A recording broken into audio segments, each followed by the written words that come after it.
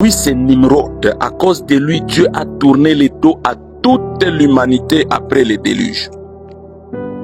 Qui est Nimrod, Mutumishi? Nimrod était un roi noir, kamite, c'est-à-dire descendant de Cam, troisième fils de Noé. Il était un constructeur, le fondateur de Babylone. Il a réussi ce que personne n'avait fait depuis Noé.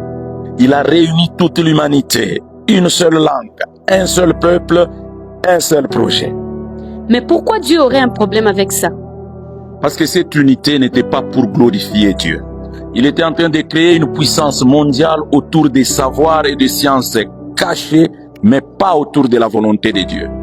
La même chose est en train de se faire aujourd'hui pour préparer la voie à l'Antéchrist. Donc Nimrod était l'image de l'Antéchrist. Qu'est-ce qui s'est fait aujourd'hui, Mutumishi? Esther, les églises s'unissent déjà autour des compromis, mais pas de la vérité, la sainte doctrine. Des jeunes à qui on promet connaissance, pouvoir et luxe sont attirés dans des loges et des cercles secrets comme à Babylone. Des faux prophètes réunissent des foules autour des miracles et des fausses prophéties sans chercher la vérité.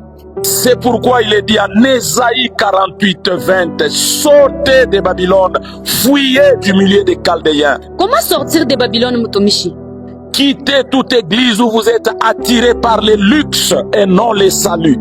Sortez de ces lieux où on vous promet la vie sur terre et non la vie éternelle.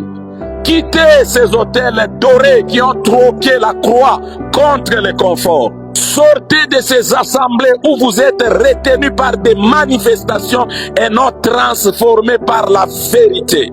Là où l'on préfère des miracles à la saine doctrine, l'expérience à la repentance, le spectacle à la sanctification.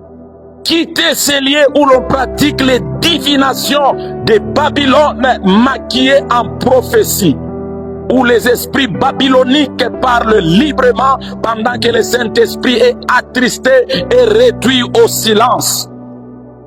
On connaît votre avenir, mais jamais votre état spirituel.